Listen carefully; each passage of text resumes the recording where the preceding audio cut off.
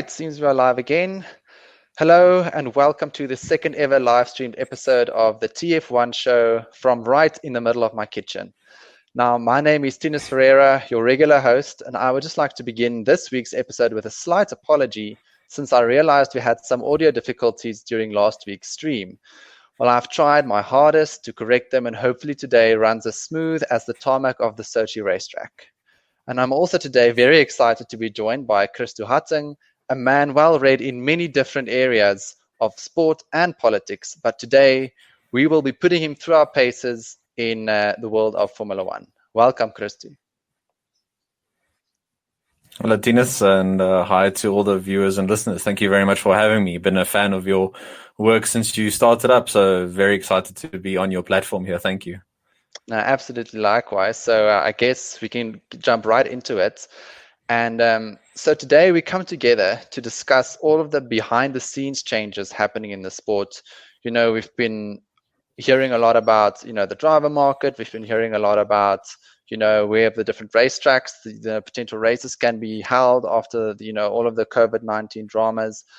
But while all of this has been going on, there's been some fundamental rule proposals and rule changes put through. I've already, at a high level discussed one of them on my episode a couple of weeks back. But I think, this episode is the perfect opportunity for us to maybe take a step back and to also have a bit of a think about what Formula One is supposed to be, or what do we want Formula One to be as a fan, as somebody that watches it every week, as somebody that has supported the sport for so many years. So I think maybe before we get there, Christy, can you maybe tell us what is it about F1 that keeps you hooked, and why did you grow to love the sport in the first place? Sure. I think that's a good note on which to begin what will be, I think, a very broad discussion. To me, it's as simple as innovation. The innovation that comes with Formula One. I think it's a sport that definitely concentrates the innovation and the thinking that has to go into developing something as precise as a race car. It's easy for us to sit and watch Formula One cars go around the track, but to think about all the man hours, the development hours, the treasure that's spent on developing these cars, to me is quite an achievement and something to think about if you think about just where Formula One was 5 years ago, never mind 10 years, 20 years ago, 50 years ago. It's a different world in terms of how much innovation there has been and how that spills over into different areas of technology and progress. It's sort of this concentrated petri dish where you can see aerodynamics, manufacturing, mechanical innovations, all sorts of stuff coming together to produce these high precision tools, if you will. I like to think of the Formula One drivers themselves as engineers in their own right, and they have to learn the tools of the trade very well when they drive around the track at crazy speeds. They have to know those tools in and out. They have to be very precise in how they handle them. And to me, it's a beautiful symphony, if you were, of man and machine working together when everything comes together on the track, when the drivers know the car as well as the tracks, when their managers do the right things with them, when the managers manage to bring such great team chemistry together, and sometimes when they don't, when we get to see the drama like we do on the Netflix Drive to Survive series. I mean, it's very entertaining to see just from that perspective. So just broadly, it's about the technology and the innovation and the human drive to improve. I mean, I'm probably lucky in the regard that my favorite team is Mercedes, and I'm sure that'll get some people going. But my favorite driver for the last few years has been Max Verstappen. So you don't have to just support one team. You can support different drivers, different teams, that kind of thing. When I first started watching, my favorite driver was Fernando Alonso. I think just the way he managed to adapt to different environments was something great to see. The way he pushed against Michael Schumacher for me was amazing. When he was with Renault and he won his world championship, that to me was an incredible season to witness. So for me, it's been a rewarding time being a fan, and luckily I'm still relatively young, so hopefully I'll get to see a lot of change and innovation for many years to come. And now, of course, we've got very exciting young drivers. We've got Verstappen, Leclerc. I'm very happy that Sainz is moving to Ferrari from next season. All this sort of stuff. So it's becoming more and more competitive, and I think the rule changes might well help in that regard. No, I agree 100%. I think with everything that you've said, I think as you mentioned, it's a bit of a coming together between man and machine. I think what makes it so unique in a way is the fact that it's the drivers going head to head, and it's sort of this very physical, sort of primal sport of a battle of wits and a battle of instinct and things like that. But then also at the complete other end of the spectrum, you have all of these engineers with all of their data, all of their modeling and their simulation and their innovation, all in the singular pursuit to make a car go around a track as quickly as possible, which I find fascinating. And I think at some points it's maybe even a bit otherworldly. It seems to me like it's not a sport that mere mortals can participate in a way where it feels very far removed from our day-to-day life. Sure. Where if you think about a sport like athletics or a sport like cricket or tennis or anything like that, I think we're confronted with something like that a lot more often in our day-to-day lives, like compared to even a kart race, people doing go-karting, and then obviously culminating in Formula One. So I think that makes it a very unique spectacle, and I think that's why so many people like to watch it, because it's a bit of excess in a sense. And I think it's definitely sorry to interrupt, but it's definitely a bit of a traveling circus when you think about how much how they have to build up everything around a track. All the teams have to travel. Of course, everything is affected now by COVID-19, but it's this big circus that comes to town. They put on a show, and then they have to move on to the next city. It's quite crazy, and sometimes they have to do back-to-back kind of thing. And then it's even more impressive to think how they can do everything that quickly. Now they're going to say it's going to be 3 or 4 races in 4 weeks, like consecutively for I don't know how many weeks. So they're going to have to travel all around of Europe, basically big trucks, big lorries, planes, and cargo, and cars, and drivers, and basically a massive logistics team that needs to move an entire city in a sense between different racetracks in 4 or 5 days time. Because if you think about it, the race finishes on a Sunday, you need to pack up, and then by Wednesday everything is already set up again at the new location, because then it's press, and then on Thursday, Friday it's press and practice and all of those types of things. So I mean, it's going to be interesting as well, maybe taking a bit of a sidetrack here, but it's going to be interesting to see how the teams cope with the demands of this new revised season that's been put together, where they're going to do, I think, 2 races in Austria, 2 races in Silverstone, then go to Spain, then go to Hungary. It's going to be very interesting to see.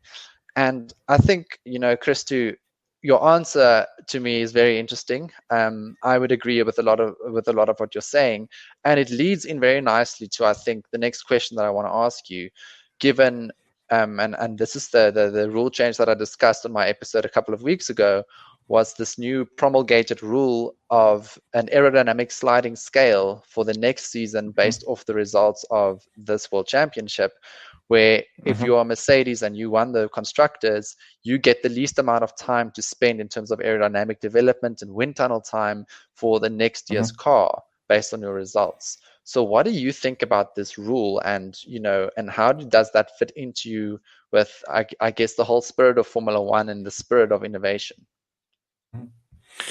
Well, I suppose I have to take off my my Silver Arrows cap, as it were. I wish I was wearing it now. Then it would make the metaphor better if I took it off and say, okay, well, maybe I shouldn't just think about how this is going to affect Mercedes, but how it's going to affect the sport as a whole.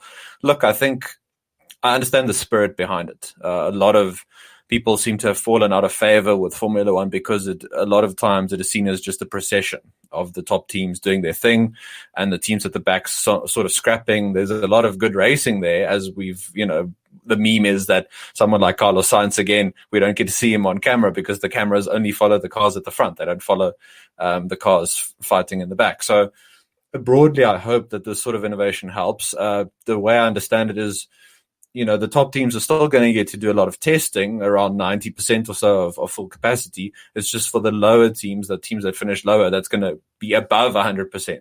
So Williams, for example, might get 110% of the wind tunnel and aerodynamic testing capacity.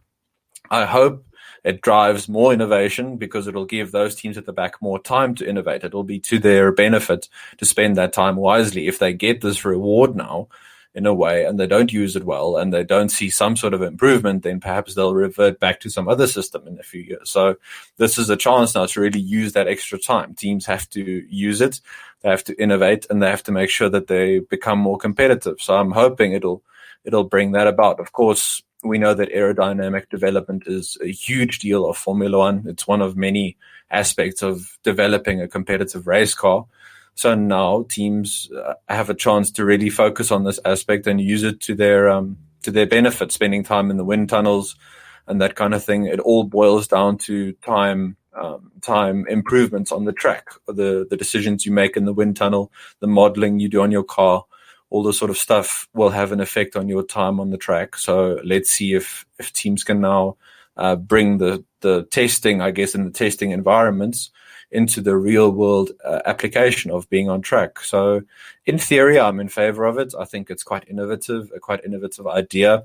It doesn't feel to me unnecessarily punitive, as I was worried about some other, rule changes. I worry that some rule changes might be done almost to punish the better performing teams. But in this case, I think it's a clever idea of getting around trying to sort of level the playing field, as it were, and to ensure that there's more competitive racing. I know some other changes, for example, around tires, it'll mean the cars are going to be slower, but hopefully we're still going to see competitive racing. So let's see how it plays out. It's, of course, one of many factors, but in theory, I like this sort of thing. Yeah, and I think agree again with everything that you've said. I think it's going to be interesting to see is which teams can actually be the most efficient with the time that they have available, because I think that's going to become more and more necessary. And the Ferrari model back in the day when Schumacher was dominating was essentially just test, just do thousands and thousands and thousands of kilometers around, Mugello and around the Fiorano circuit, and basically that's how they were developing their car. It's just doing as many laps as possible and then using the data to steer their development direction. I mean, and that's basically the opposite of what we're going to be seeing happen now, because on-track testing is already so limited, and now they're even limiting simulation and wind tunnel testing. So I think the teams that have historically been quite good with bang for their buck or getting the most out of a limited budget are probably going to be incredibly happy about this.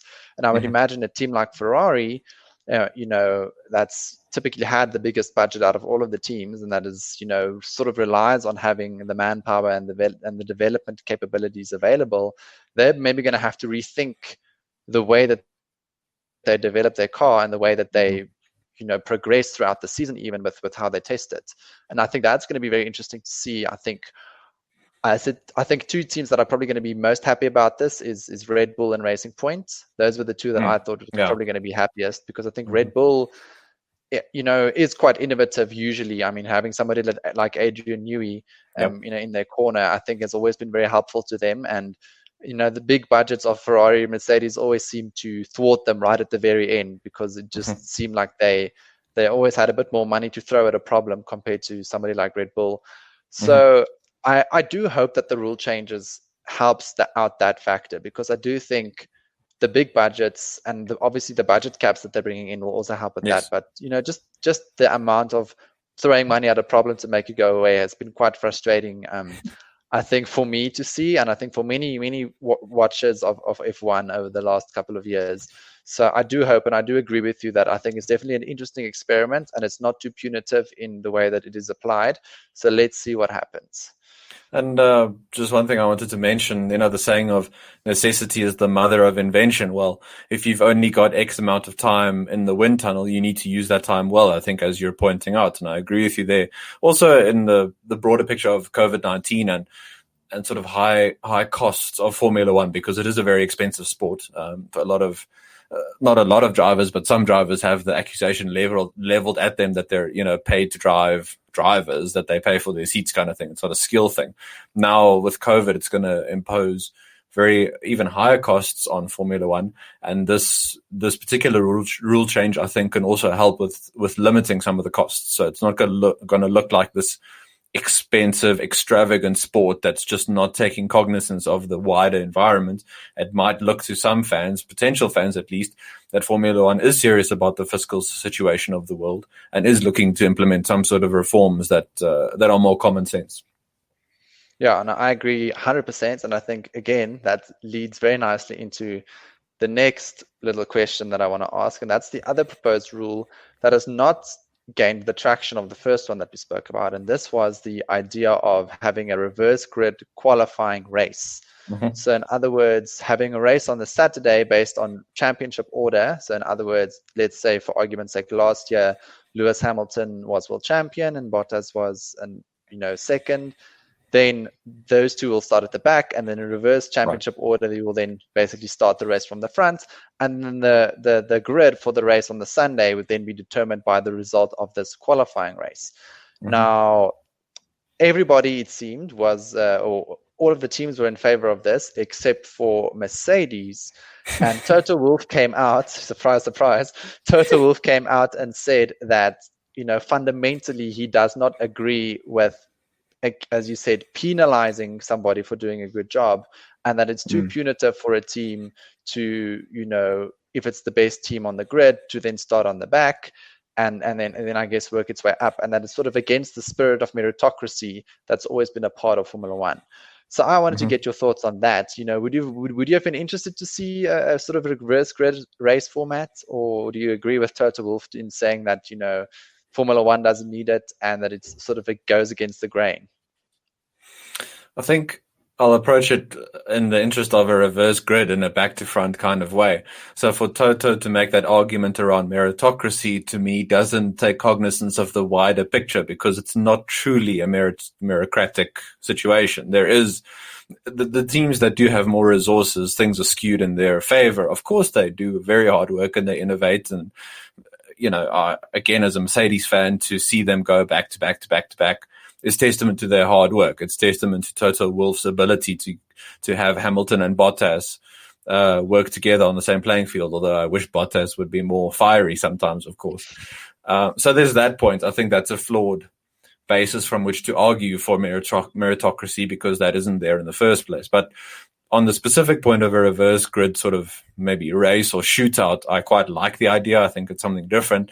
I guess it depends on the track as well, if a track is more conducive to overtaking or not, because, you could say it's it's not going to work in Monaco. It's definitely not they're going to allow a reverse grid race at Monaco would just be silly. I mean, you might make up some places in the pit stops if you're one of the faster teams, but then you're just going to start from the back again on the Sunday. So no, I agree with you on that. I mean, there's that, and then one wrinkle that I've thought about with that, and one thing that one can throw into the picture is maybe you have that sort of a reverse grid race for qualifying, but then you allow certain sort of time periods. So if you say Mercedes starting at the back and you overtake 5 cars in the first 2 minutes or 5 minutes or whatever, then you progress to stage 2 kind of thing, or stage 3. That you make it you make it really incentive based, and you apply a lot of pressure on that sort of time limit. You make sure that those teams who do have the most resources and do have the best developed cars really have to perform, that they don't just have, I don't know, however long this shootout goes out for, this qualifying race goes on for. They can just, spend time at the back. Maybe they can sandbag, all that sort of stuff. You really apply the pressure on them. So I think if you add some wrinkles to it, it could be interesting. But I do like the concept, broadly speaking. Yeah, I think I'd agree with that. I think there's a couple of arguments, though, that I would maybe like to highlight. And the first one being, as I think F1 has always been a bit of a maelstrom of unintended consequences, because of the amount of incredibly smart engineers that's working, in the sport, and that's always trying to find the next loophole or to find the next, potential wrinkle. I don't know what you can call it, because we've seen what happened. I don't know if you remember shootout qualifying. That they tried to introduce as a 2016. I think it was the beginning of 2016. Yes, I think 2016, yeah, in Australia, wasn't it? I think. Yes, and what ended up happening is the engineers figured out that the optimum thing to do was just go out, do your lap, and then go sit and protect your tires. And then what ended up happening was we basically sat and looked for 3 minutes or 4 minutes at the end of qualifying at an empty track, because all of the teams were like, okay, we're happy with our position. We're not going to do any better than this, so not going to go out. And obviously, I think a lot of us thought, oh, shootout qualifying sounds like a good idea. Right. It sounds like pew, like high pressure, that sort of thing. Oh. And Toto Wolff sort of alluded to this again when we were talking about the reverse grid qualifying, where he said the engineers are going to figure out a way to trick the system to make it predictable in the sense of, either if you're going to take a penalty, you're just going to essentially guarantee you start from the back or start from the front, or you can essentially sort of engineer your starting position in a way that in normal qualifying won't be able to. So I found that interesting. I've actually tried to have a bit of a think about how you could potentially trick reverse grid qualifying, and I think maybe, I don't know in the race itself, but you can, for example, I think if you know that you're running plumb last, let's say in Australia or in Bahrain, and early on in the season, and you're like, okay, well, no point in competing for the result because you want to start on pole position or second place in the championship for next week's qualifying. That makes sense. So it's a perverse incentive, yeah, so that's sort of an interesting thing that I was thinking about. And then the other thing that I was worried about was I think it's always dangerous to try and implement it as sort of like a blanket rule right from the beginning. I would have been more, why don't we choose 3 tracks where we try it, we give it a try. So like, let's maybe try a track like, I would say Austin in America is a good track, or Monza is maybe a good track. Okay. Spa is a good track where, it's a bit more balanced in, where cars can actually have a bit of a race, where there is opportunity for overtaking, see how it works, we can give it a try. And then after 3 races, you can maybe say, okay, look, there are 10 things that we didn't think about before we implemented this that teams are now exploiting. Can we fix it? Or does that mean this idea isn't viable at all? And I think that would have made more sense for me to try and put through as a rule change, instead of saying, let's now all vote on this is how we're going to be running the races this year. Because I think if you're Mercedes and you have to now commit to this idea and you're not too keen on it to begin with, you're probably not going to go for having each and every race and the whole championship decided and based on a format like this. No, exactly. So, it doesn't really get teams buy-in. I think your approach is the sort of nuanced thing that might be needed with these. Something that would would fundamentally alter a lot of what we've grown used to with Formula One. So I think that approach is definitely more appropriate. And then you might get buy-in from some of the more resistant teams. So if your interest is in changing things over the long run, just do it progressively. And of course, don't submit drivers to that sort of experimentation at a track like Singapore, where things are already crazy and things are already incredibly difficult. Like pick your tracks and do things over a season, see how it plays out, and then come back and reassess. I think that to me is a much better approach. And I also think lastly, maybe my last point on this matter would be, I think if you told teams this last year that this is the way that races are going to be run, I think it would have also made a big difference, just because I think the way you develop your car is going to be very different. I think Mercedes, when they go out and develop the car, they don't develop their car to run in dirty air the whole race long, and to make overtakes left, right, and center. They develop their car to be as fast as possible in clean air, so from the front.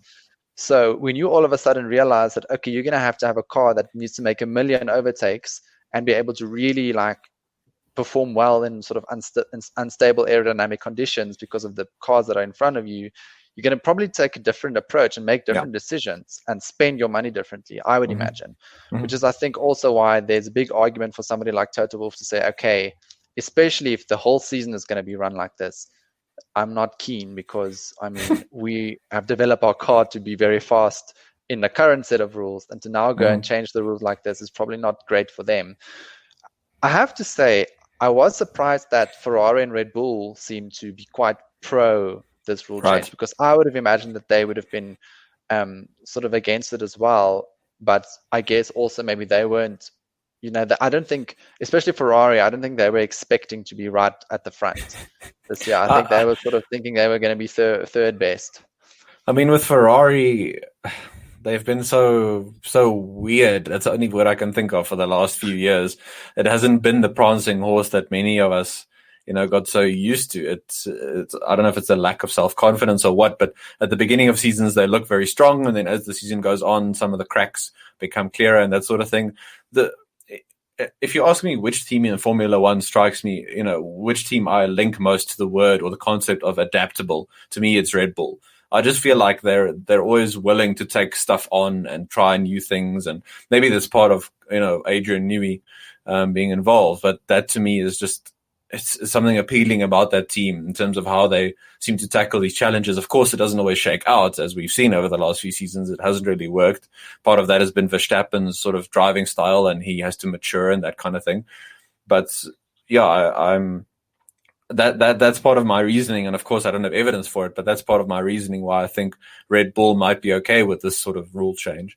I was also going to mention, like you were mentioning, with teams have to then, they have to get their priorities right, and for some of them, how they develop their cars and that sort of thing, it'll change fundamentally. But also, just if I was a team principal, the drivers I would hire with this sort of setup, I would definitely go for Kvyat and for Ricciardo, because Kvyat can take out everyone in front of Ricciardo, and Ricciardo can outbrake everyone, so he can overtake very easily. I mean, no disrespect to Valtteri Bottas, but I would not, if I had to choose a driver to fight his way through, from the back every Saturday, I would not pick Valtteri Bottas. He's not our most. It depends if he has his beard or not. Aggressive, opportunistic. No, but even with his beard, I mean, he's fast, right? He's good in qualifying, and he leads from the front, and all that jazz.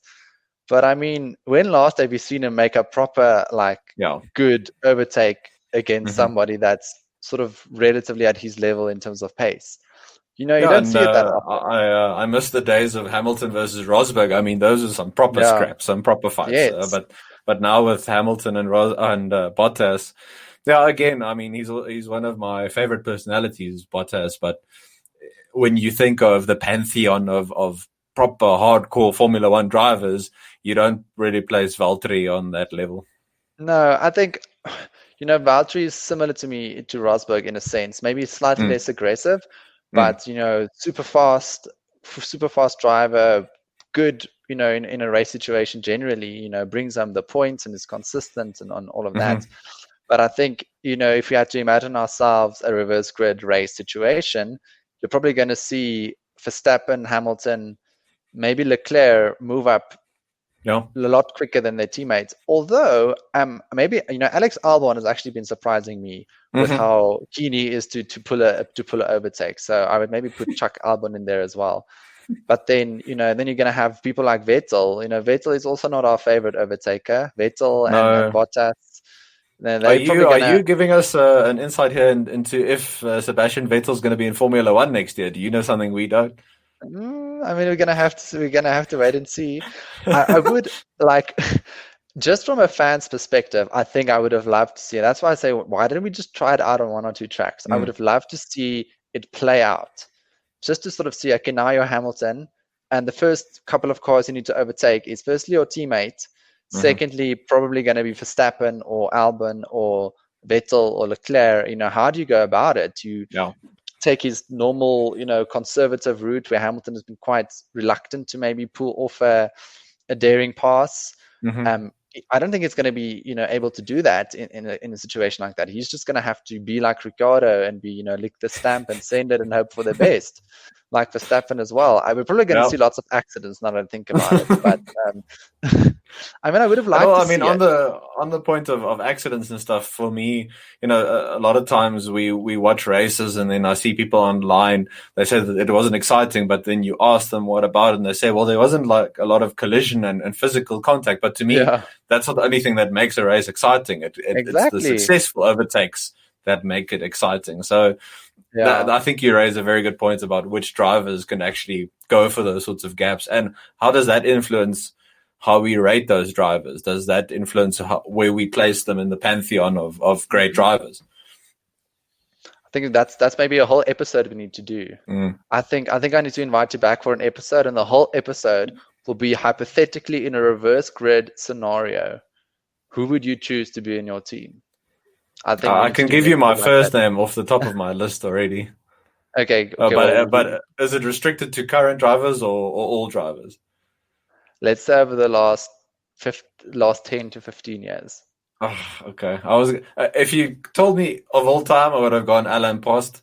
I would have put him number one. But for the last, probably Alonso. I have to go with Alonso again. I would agree, actually. I think Alonso would be brilliant in this format. But Mm. let's keep the viewers or the listeners, let's keep them in suspense, and let's maybe I'll bring you back for another episode of F1 hypotheticals. We can make it a series where we talk through Nice. hypothetical scenarios and see what happens. All right. So I think before we end off, let's maybe conclude on what we've been talking about today and ask ourselves, what should F1 fundamentally be about? And I think, you already answered the question right at the top when I asked you why I grew to like Formula One at the beginning. And I can maybe give you what I think. And I said it's sort of, I would love it to remain sort of this best of both worlds situation where you have these drivers going head to head, individual competition, inter-team, inside the team itself, the crazy competition between the drivers, coupled with sort of the battle of the minds of the engineers and the strategists and all of that working together to essentially optimize this problem of going around a racetrack as quickly as possible in 2 hours. I think that's what I would like to keep, from a purity perspective. And I can maybe say these two rules that they proposed doesn't necessarily infringe to me on that fundamentally. I think especially the first one with the aerodynamic sliding scale, I think that just zeroizes out the effect of having, wildly different budgets and spending money available. I think the second rule may need some fine tuning, but as I said, I would be happy to still, see it in action and see what happens. But I think for me, if I had to conclude, that would be my ideal Formula One. And I think a Formula One similar to what we have today, maybe just with a bit more equality between the different teams when it comes when it comes to a financial perspective. Well, yeah, I don't know if I have a straightforward enough answer for you. I think whatever rule changes are proposed over the next year, 5 years, 10 years, I want there to be enough room and freedom for the engineers and the drivers to adapt, to innovate. Let's say that the rule changes say that the cars have to be 20 seconds slower. Let's say that's a proposal. Well, then I still want there to be freedom in terms of development, in terms of how teams adapt to that. I want to see them given time to change their cars for the next year or 2 years, 5 years, so that we can see the effect of them trying to tackle these challenges. That, to me, going back to the beginning of the episode, is part of why I enjoy watching it so much, because you see people's thinking applied to these problems on the track. It's not just abstract theory of aerodynamics and engineering, but you see that thinking that was done in development and off-season testing come to fruition on the track, and which teams have done that better than some, and some have not done it as well. And of course, then you factor in resources. So as long as it's not done overnight completely, it was sort of a snap of the fingers, then I'm in favor of these sorts of changes, as long as it's done over a while, that there's room given to adaptability and change. Then I think we get to the kind of Formula One that most of us will enjoy watching. Of course, people will always want to see changes that they specifically want. That's always going to be up for discussion.